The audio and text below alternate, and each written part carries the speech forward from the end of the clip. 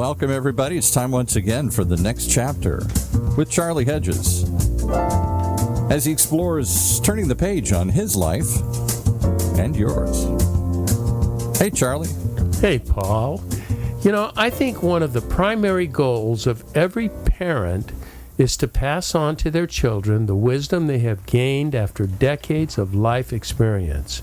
Well, our guest today, David Dennis, has done just that. He wrote a book originally intended for his 5 children that has now become a life guide for all of us, young and old. In his book, Gameness, David Dennis offers 4 very practical and immensely powerful principles for a life worth living. David is the president and chief executive officer of Eckerd Connects, one of the nation's largest nonprofits focusing on helping people in poverty get out of poverty. Their tactics include providing workforce skills, development, juvenile justice, and child welfare services across the country. David is a licensed professional counselor, marriage and family therapist, and child care administrator. So with that, let's bring our special guest on today, David Dennis. Welcome to the next chapter with Charlie. Charlie, thanks for having me on your show. It's great to be with you. Yeah, it will be fun. After our chat earlier this week or last week, I've lost track of times, but I'm very interested, and I think our audience will gain so much. So before we get into the powerful tools and principles that you provide in your book, Gameness, I think you are doing an exciting work with poverty and with at-risk children and vulnerable families. And I think it would be good to get an understanding a bit about your organization, the one that you lead. I love your approach that you told me was to find people living on the edge of poverty and then assist them with the skills and the attitudes that they will need to prevent poverty in their households or in their individual lives.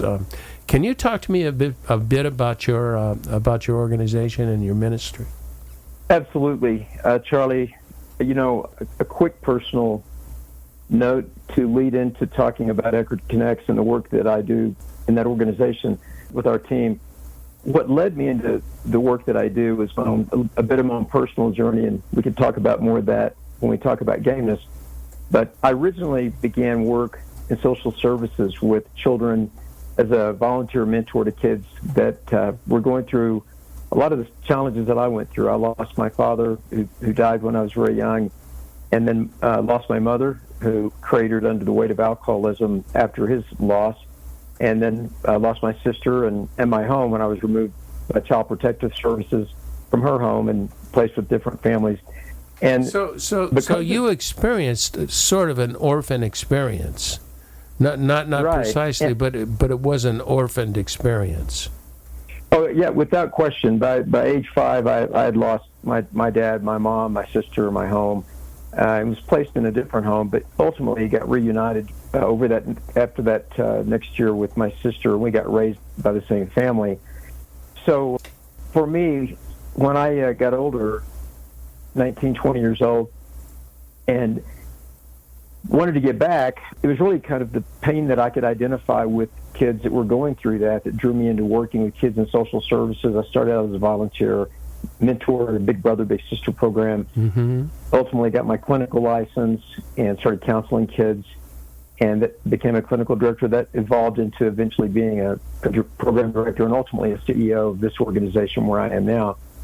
But about 10 years ago, myself and our team and our board, and we did a lot of work, most of our work with children that were in the foster care system and juvenile justice system. But one of the things that we came to realize is that these thousands of kids that we were attempting to help, and we were helping them, but the majority of them came from the same place. If you kind of what we call move upstream a little bit, you find that many of them all came from poverty. So we just decided that we wanted to do more than we had been doing to prevent children and families from getting tangled up in the foster care system. There's about 250,000 children get dumped into the foster care system in America every year. and about 700,000 teenagers get arrested every year. So it's a real epidemic problem in our society, and so we wanted to do something that was more preemptive. And so we decided that we're not going to stop the flood of poverty's misery by more sandbags of social services and juvenile jails, if you will. So we decided we wanted to build a dam, and that dam was going to be a way to help these families get out of poverty through employment and build a pathway to their future success, hopefully. So for the last 10 years, our organization has morphed more into, as you mentioned earlier, workforce development, job skills training, Job Corps services, even though we do still serve some in foster care and juvenile justice. Been around 54 years, founded by an entrepreneur and his wife, Jack and Ruth Eckerd, formerly magnates of the Eckerd drugstore chain, which they later sold to what's now known as CVS. We operate in 20 states in the District of Columbia, and we serve about 30,000 clients a year and almost 3,000 employees. And so that gives you a bit of we have about 106 programs around those 20 states. So that gives you a bit of an idea of the scope of our work, how I got into it, and what I do professionally. Oh, that, I find that so meaningful, and I like the idea of, you using the word upstream. We used to use it in oil, and that was upstream was drilling, and downstream was refining and getting it to the customer. But upstream is where the action happens. It happens. You're attacking the problem essentially before there's a critical problem. You're seeing the indicators of the problem and trying to deal with it before they end up in poverty, homelessness, and orphans. I think that's a brilliant idea, and it really excites me. As a quasi-orphan myself, that really fits much of my passion. Now, I know you in reading about you, you talk about working with at-risk families, but your primary focus seems to be on at-risk or vulnerable kids and orphans. Is that correct? It has been most of my career, Charlie, but our focus, as I said, more recently has been with really getting into neighborhoods and communities, both rural and urban, where people are really struggling with a lack of opportunity for economic equity and a lack of opportunity for employment, and really focusing on trying to help them succeed. That was always Mr. and Ms. Eckerd's vision for our organization, was to ensure that every child and family has an opportunity to succeed. And that's really given us a more focused lens. Yeah, I see. And I like the idea of being more focused, because so many times in our charities and our nonprofits and our ministries, we kind of want to be everything to everybody, and that means you're nothing to nobody. Charlie, those words are so powerful, and I really believe what you just said is so important for so many nonprofit social services organizations to hear, because they are so important in our society right now. And the reason I believe they are, Charlie, is because, like myself included, there was never a day that I worked with kids in foster care in the juvenile justice system. And as I said, we still do some of that. But it always felt honorable. It always felt meaningful. It was always a passion. I so identified with the pain that these kids were going through in these families. But one of the things that happens accidentally, it's not by intent, obviously, but at least for me, I'll speak for myself, and I was a therapist, and we talk so much with these kids, counseling them and trying to help them, and you're kind of triaging them with the trauma they've gone through, the painful experiences they've gone through, and while you're dealing with them, you don't mean to, but you almost begin to interact with them as a problem to be solved rather than a potential to be realized. Oh, that's beautiful. That's quotable. Not a problem to be solved, but a potential to be realized. I love that. That is so honoring to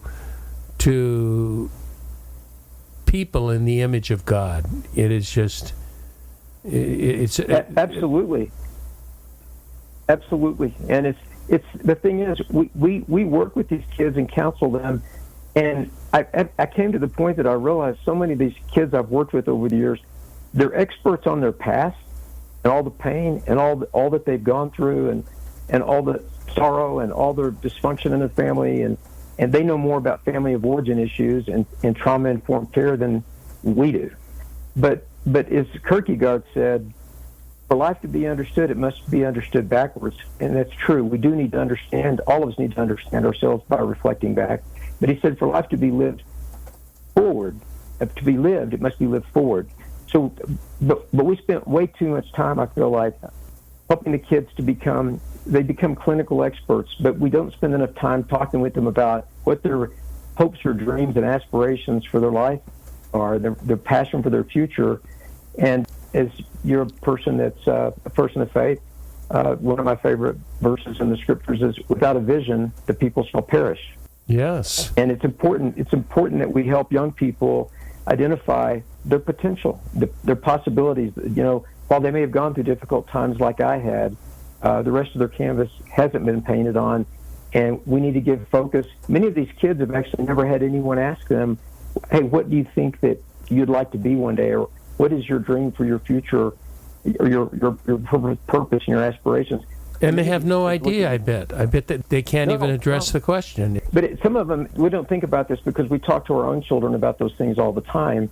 But for these kids, sometimes it's the most validating thing they've ever heard, because in their minds, they're thinking, wow, this guy must think I could become something because he's asking me what I would like to become. And so it's at least a beginning point.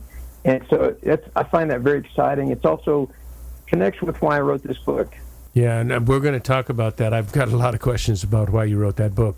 But, it's reminding me of the words of St. Paul in the great love chapter in Corinthians 13, where he says, faith, hope, and love, and the greatest of these is love. But, we'll talk a lot about faith, we'll talk a lot about love, but hope doesn't seem to get a lot of attention. And yet hope, without a vision, you will perish. Without hope, in something better, you just feel a victim. You feel stuck. You feel you can't move forward. And you are giving people hope. And not just mere words, but you're giving them principles, actions, tools, and to understand who they are and what their potential in society can be, and in their personal life. Yesterday, I met a gentleman in our Denver, Colorado program, and I won't mention his name, but he just got out of 15 years in prison. He's in one of our adult programs, actually, returning to the community, and he's in our workforce development program. But he learned how to weld when he was in prison. He did address the issues that took him to prison, and he did his time, and he went through counseling and really came to understand a lot of the dynamics that led to his thinking and decisions he made.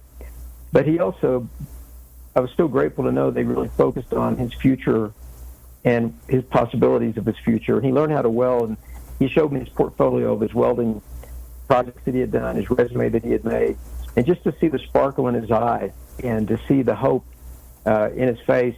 And I just gave him a big hug because I just said, man, I'm so proud of you. And that's so exciting to me because many of these folks that have headed down the wrong path, they aren't being engaged at a level that's focused on their future. It's too focused on their past, in my opinion. And we'll wrap it up with this. I do a lot of work in poverty in Africa, in the country of Uganda. And people in poverty have no sense of tomorrow. That's an American word. That's a first world word, because every day is exactly the same. So, they're doing the same tasks, the same things.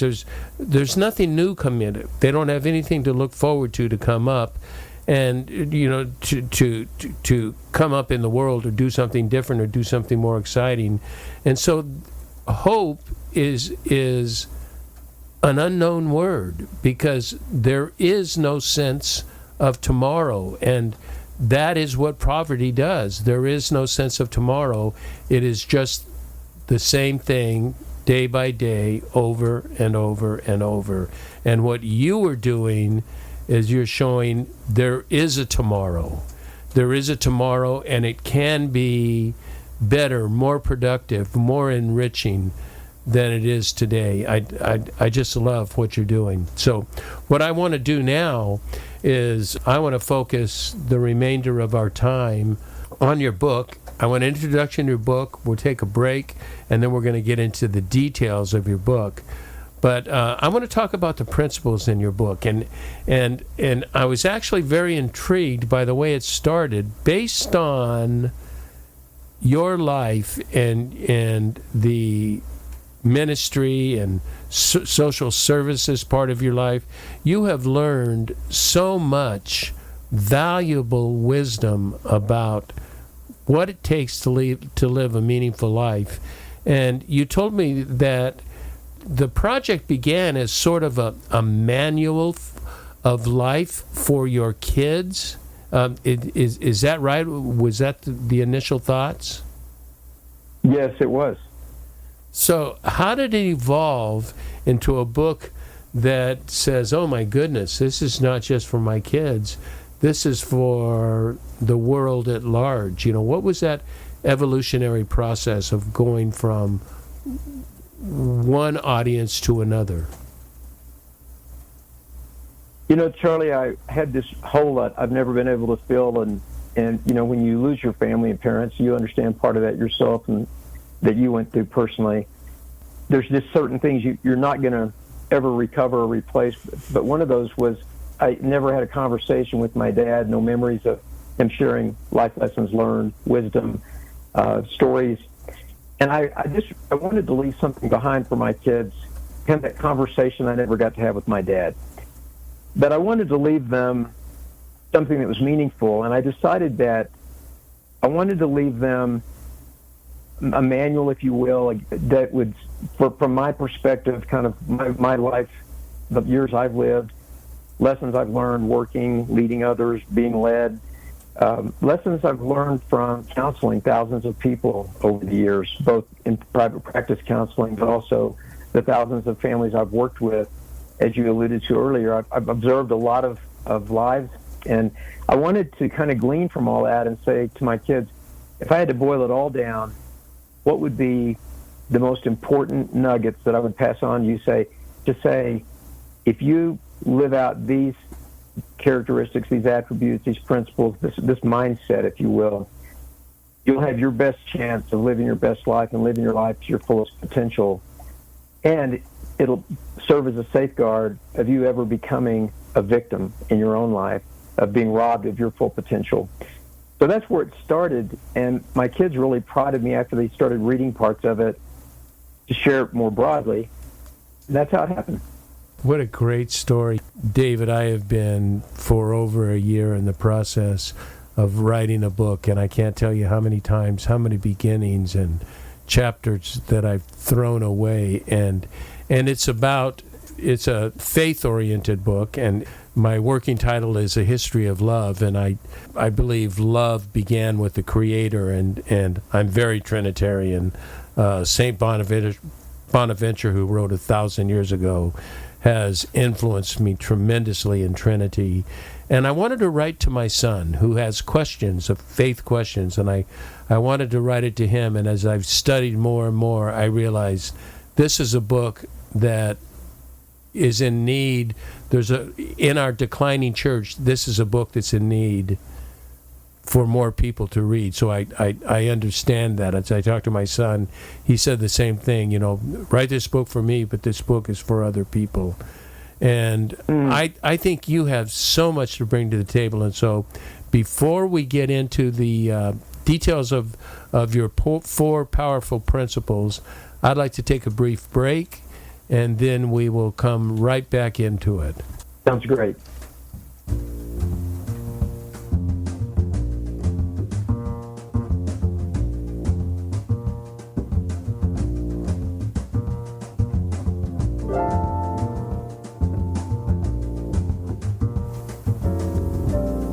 Hi there, this is Charlie Hedges, and you are listening to The Next Chapter with Charlie.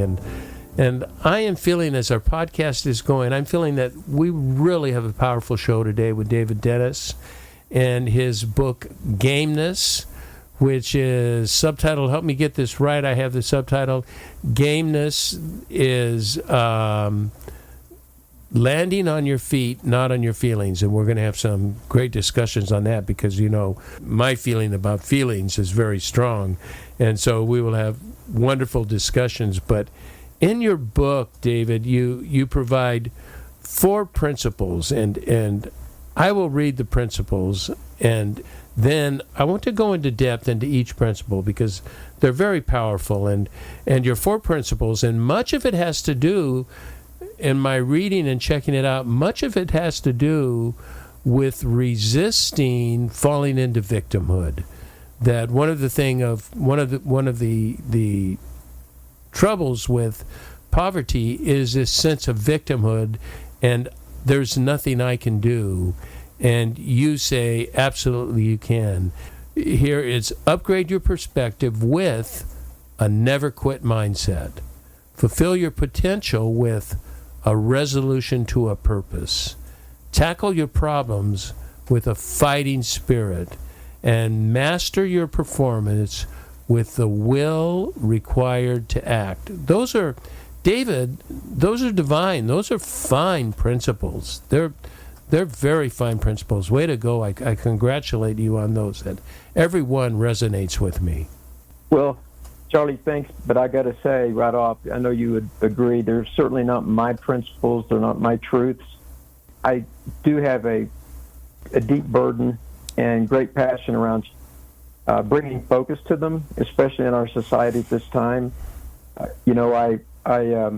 I began to share it with the broader audience at the persistence of my kids, you mentioned earlier about the hopelessness that you witness in your trips to Uganda with your mission work there. And, I was reading some statistics recently, and it's really, there's a great deal of hopelessness in our own country, and it really is my hope that any listeners listening today or to the show, above everything else, as much as I love talking about these principles, I really, truly hope that anyone listening to the show, because you never know who is, that anyone out there that's struggling with feeling like quitting and giving up because of the circumstances in their life, or because of a lack of purpose, or because of whatever problems they're facing or winning the battle today, or their feelings are winning the battle over their will, that hopefully these words would bring hope and encouragement to those of you that are listening. But the statistics, Charlie, that I read, this really, I just had to read them again, but I read 1.2 million suicide attempts this year in the United States. That's a lot of hopelessness. 10 million adult arrests in America this year. 700,000 teenagers arrested in America. 250,000 children entering the foster care system. 700,000 marriages ending in divorce this year.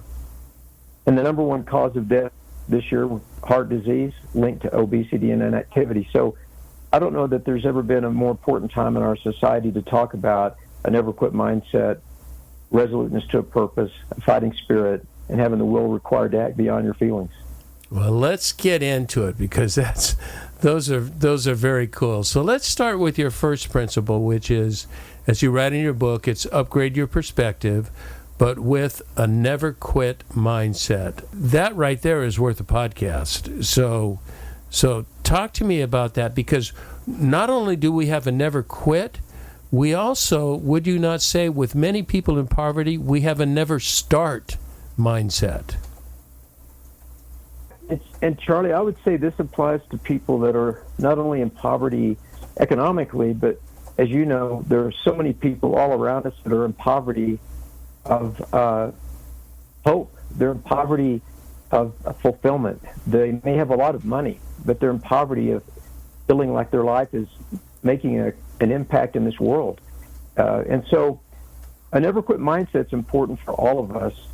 And I think that the easiest way for me to describe that principle is, for all of us, whether it be events, life is uncertain, unfair, and oftentimes unpleasant, right? For all of us.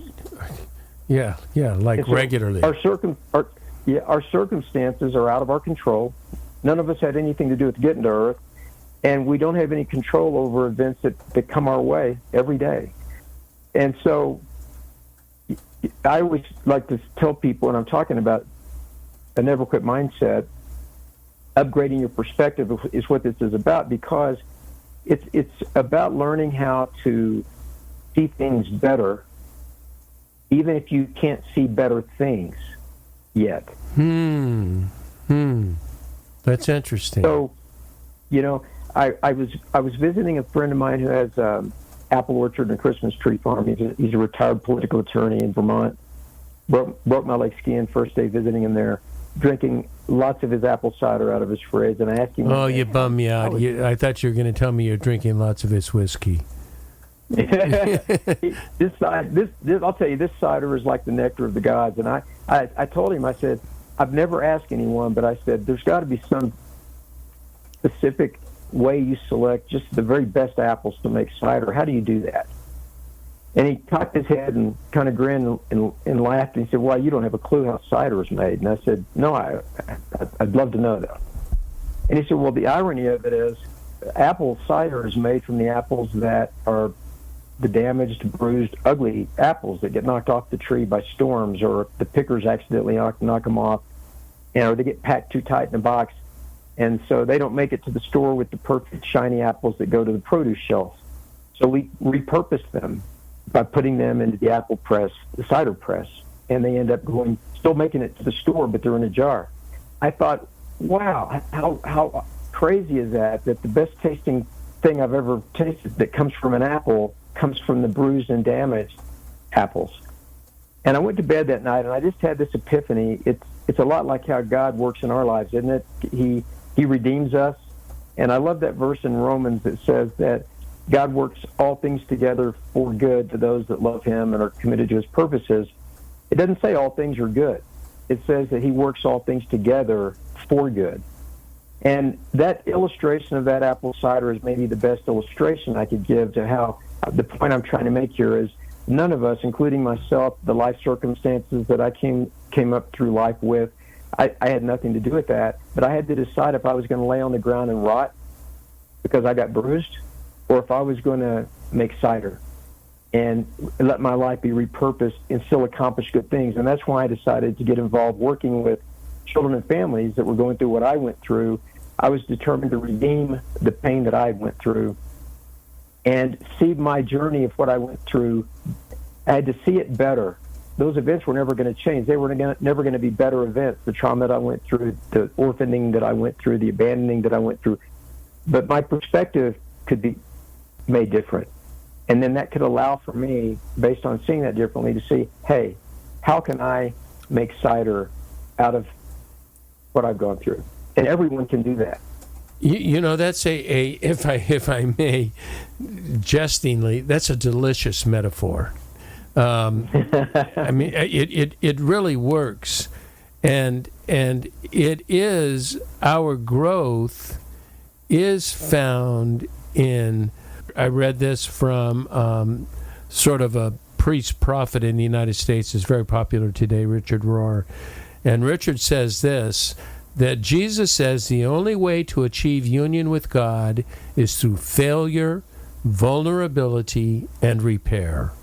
And that is what we're talking about, isn't it? It's about redeeming the bruised.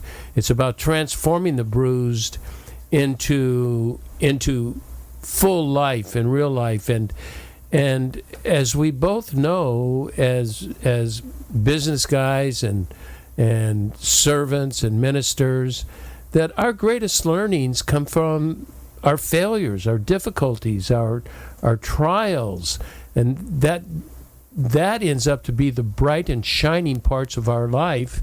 And for those, I can imagine the challenge for you of telling somebody in poverty that this is the beginning of your next life.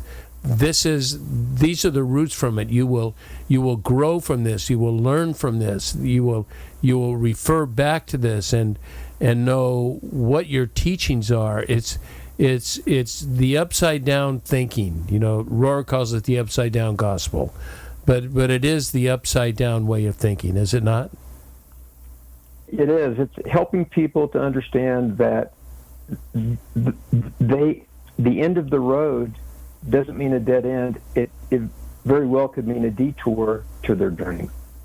Yeah, a detour, a detour, but always a learning. Yeah, I just believe life is, everything that happens in my life is a growth opportunity.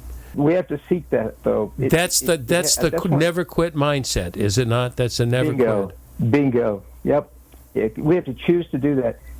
We're all familiar with Viktor Frankl. Of course. That many of us read in college. Yeah. Man's Search for Meaning. Yeah. And that liberating, powerful truth that he came to realize while he was in the Nazi prison camp, that, you could rob him of his freedom, and you could have total control over all of his activities, everything about his life except one thing.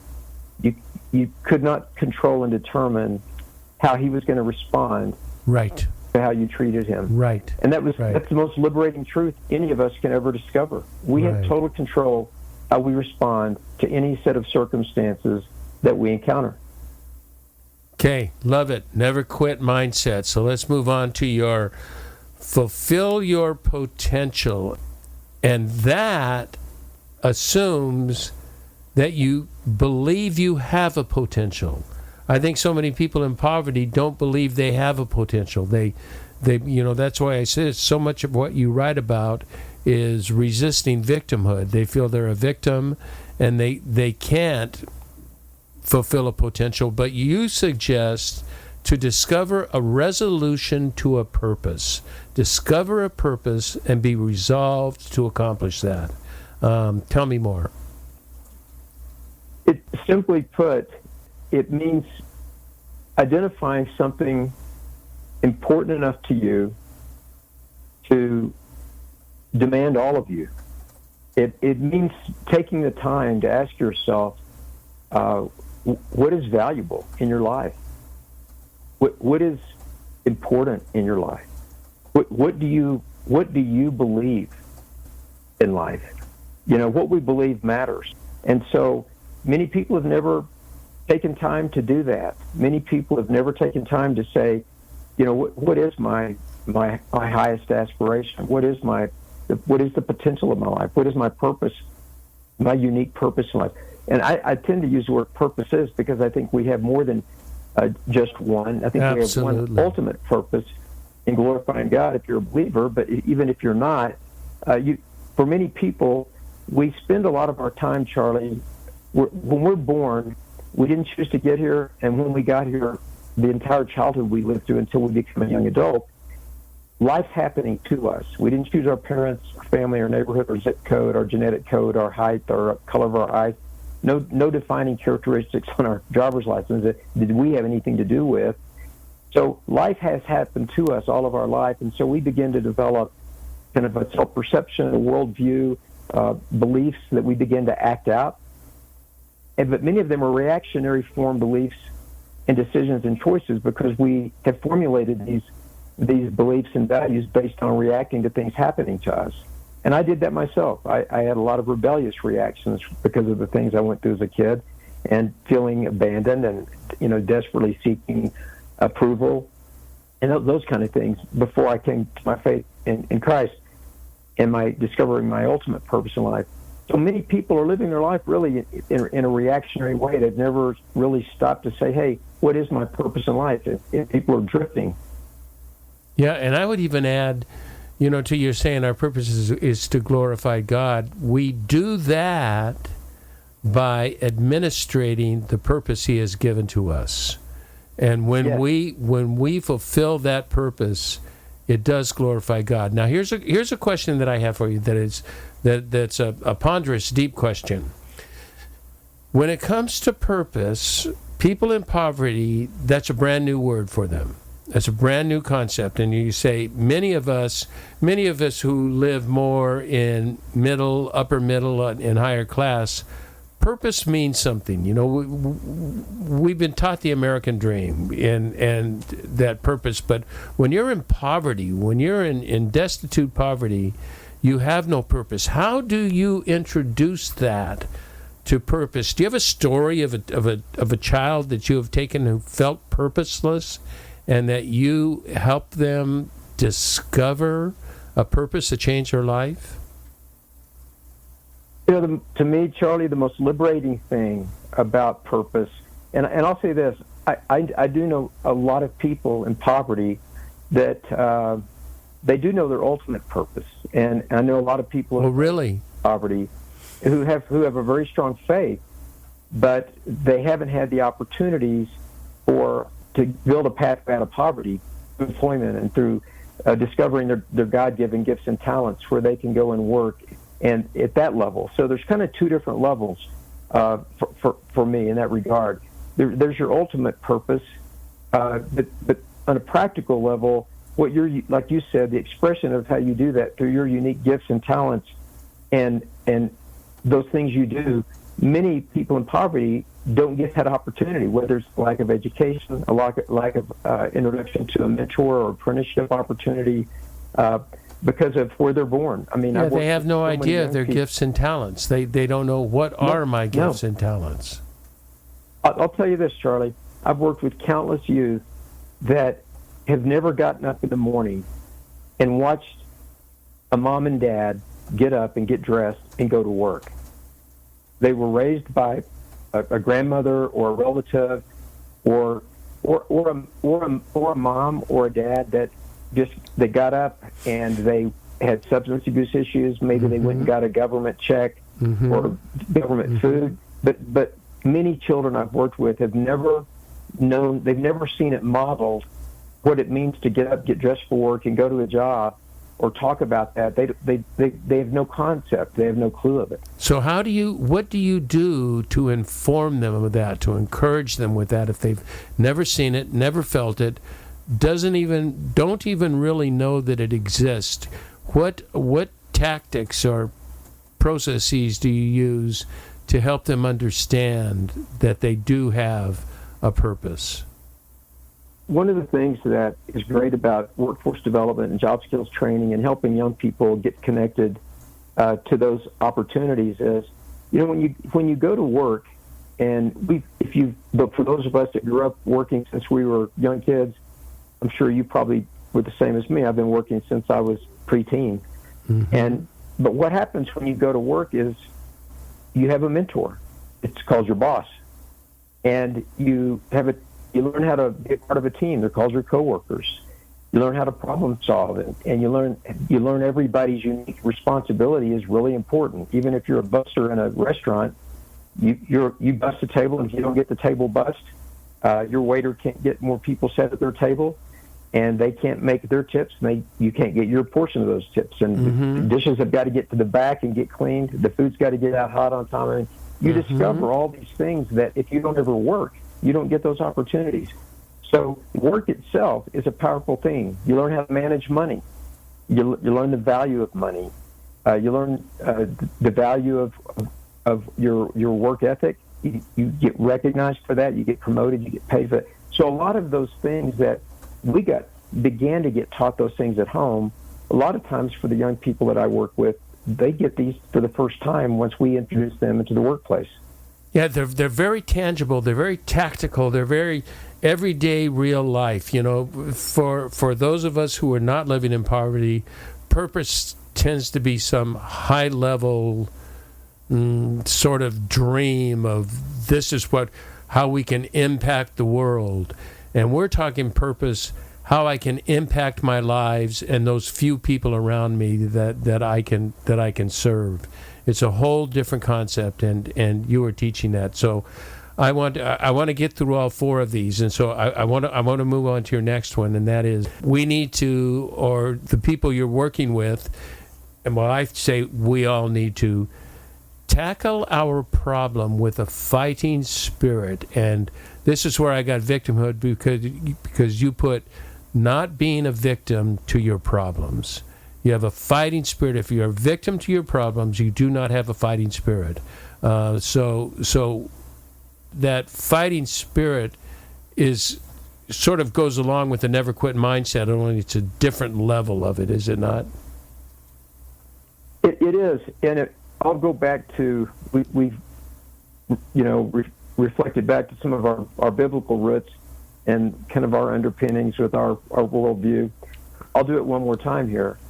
Really, the impetus for this principle comes from going back to Genesis, when God created man and woman and created the universe, and he looked at man and woman and said, he didn't say, hey, here's this universe I created, I hope it goes okay for you. Yeah, go have fun. So he didn't leave them in a passive posture at all. He said, go subdue this and take dominion of every living thing. And those are, dominion and subdue are really military kind of terms. They're certainly managerial stewardship kinds of terms, but he's saying, go take charge of this. Let me see what you got. And so that's really the mentality here. And, one of the most important things for all of us to do is to find ways in our life each day with big problems and small ones. We got to find ways to realize that find ways for problems to create power in us rather than giving our problems power over us. Oh, man, you're so quotable. That is great. Say that again. So, power to... It's important, and even little kids, you can teach little kids this when they're having a problem. It doesn't matter whatever it is. You and I both know it's like lifting weights. The only way any of us ever develop strength in our body, but it's true of our mind and our spiritual life and everything else too, is with resistance. It's just the only way you can develop strength. Resistance, always. That's it. Resistance to fear and the fear of failure, resistance to there's nothing I can do about it, I'm incapable, and we then fall prey to the victim mentality. Here's what happens, Charlie. We respond to problems in one of three ways every time. We either surrender to them right off the bat. Right. That's the outright victim. Or we say, I'm going to try to survive this. I'm not going to surrender. I'm going to try to survive this, which is a form of resilience because we want to endure it, and there's nothing wrong with that. That's good. That's the first step of gameness. So I'm not going to give in. I'm going to endure. I'm going to survive this. But surviving is a form of resilience, but it's not gameness. Gameness is subduing your problem. You're not surrendering. You're not surviving. Your goal isn't just to endure it or get by. It is actually to decide that through this problem I'm facing, I'm going to get wiser, more resourceful, stronger, better. That's what subduing is. I'm taking charge of this. I'm not. The Navy SEALs have a mantra of when they're dropped into a conflicted area where there's battle going on, they say to one another, we're not here to survive this. We're here to take charge of it. And so every day of our life, we will get up and we will face adversity or an adversary that will demand something of us. And we have to decide, are you going to surrender? Or are you going to just try to get by? Or are you going to subdue it? And are you going to take charge here? Bingo. I'm going to walk away from this better. I'm going to get more power in my life through what I learned through this. It's not going to have power over me. I'm not here to survive it. I'm here to take charge of this. Love it. Okay, that's so we've got a never quit mindset. We've got a resolution to purpose and discovering what a purpose is. We've got a fighting spirit that we're going to take charge, that we are relentless. We will not fall prey to fears and victimhoods and all of that. We're just going to fight that and move on. Let's go to your last point, which is mastering your performance with the will required to act. And we need to get thoughts. Beyond your feelings. What's that? The will required to act beyond your feelings. To act beyond your feelings, and which I had written, it's that placing thoughts and feelings in the proper order. They're both valuable, but there's an order to them that is most helpful. And I'd love for you, I'd love to chat about this one. Well, when you and I got married, and when anyone gets married, and we actually didn't get married. It's just when you said when you and I got married. Well, okay. I've been married to my wife for 35 years. Yeah, and I'm 37, so 37 years married. So when each of us got married to our spouses, there was really only one thing that day that legally had to happen to make us married. There was only one thing, and it was one question that had to be asked and answered, and the rest of it was fluff. All the rest of it was fluff. That one question was this: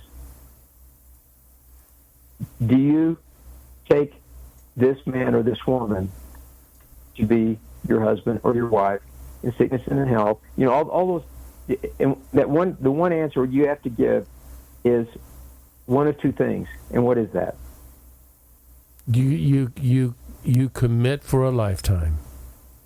Yeah, there's one answer that they want, and if you can't give that answer, yes. What's the answer? Yes. I do. Oh, okay. So you're getting really technical on weddings. Well, yes. and the reason is because I like that. I like that. I don't get the option of saying if I feel like it. That's I either true. do or I don't.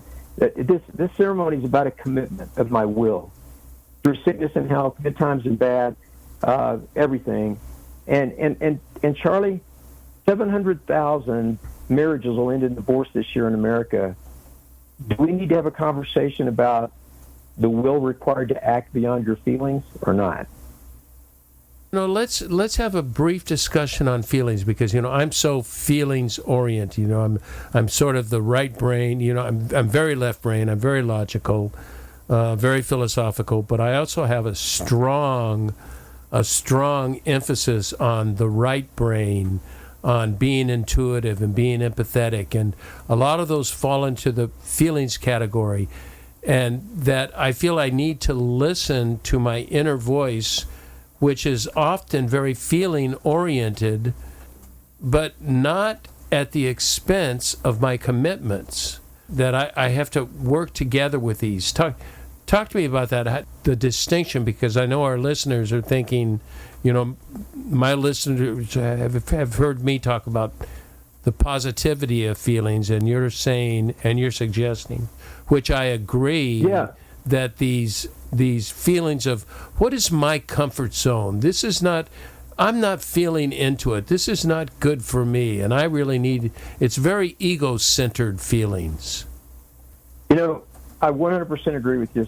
Feelings are obviously, and God gave us those feelings. They're critically important, and they work in tandem with our will.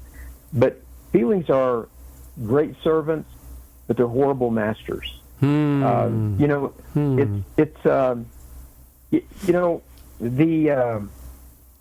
is one of my favorite examples of this. When Jesus was in the garden the night before he was crucified, he went off and was praying, and he got frustrated with his disciples, and he said, "Gosh, can't you even pray with me for an hour? You're over there sleeping, and I'm over here in anguish." And the Bible describes him as praying and sweating blood. I mean, yeah, because he was in such anguish, and his prayer was, "Father, if this cup of suffering that I'm planning to endure, if it could pass, in other words, if there could be a plan B, if there could be another way we could achieve this, great. But if not, your will be done." And it says that he went on to endure the cross for the joy, not that he felt right then, but for the joy set before him. And so I always tell people, in Jesus' most obedient moment, he felt his greatest anguish. He didn't feel good. I mean, if you're going to talk just feelings and say, did Jesus feel like at that moment dying on the cross? I would say no. But he was obedient despite his feelings at that moment. And he was in anguish praying for God to give him, the strength to go through. Our feelings are critically important, and I in no way want to diminish those at all. In our society, however, I feel like we have allowed feelings to take on way too much authority. This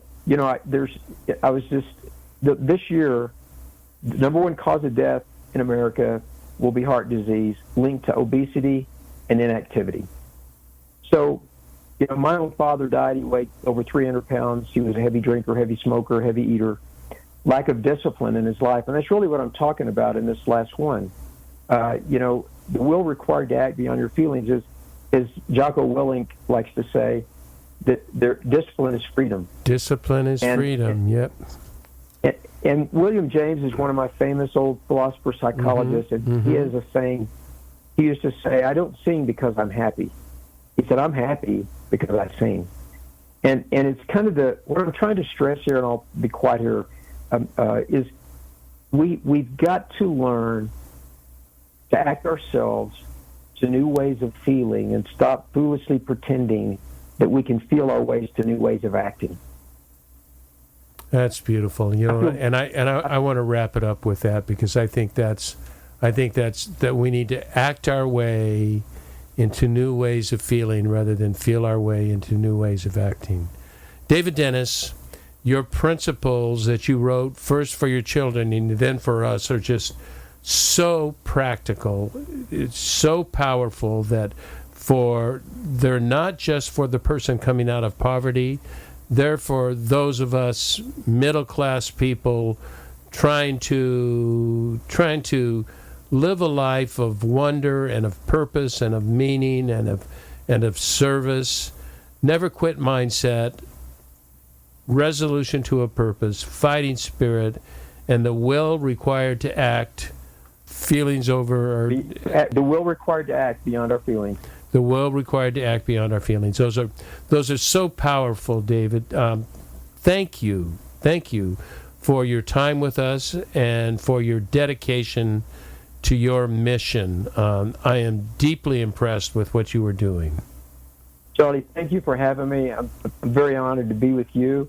Love the work that you're doing, and I look forward to coming on again and having more conversation if the opportunity presents itself. It shall. So David, I have a link to your book. Is there another way you want people to get more information about you? No, the book website, GamenessLeadership.com, is a great place to go to learn more about the book, about me. If you have interest, as far as me speaking or doing other podcasts or things like that, you can get information there about me. You can get the book on Amazon or Barnes & Noble or other. Yeah, I've got the Amazon link on it. So this is GamenessLeadership.com. Correct. Okay, I will include that. Thank you once again for participating with me. And truly an honor. Oh, mine as well. I also want to thank our listeners for tuning into the next chapter with Charlie. And until next, this is Charlie Hedges signing off. Bye for now.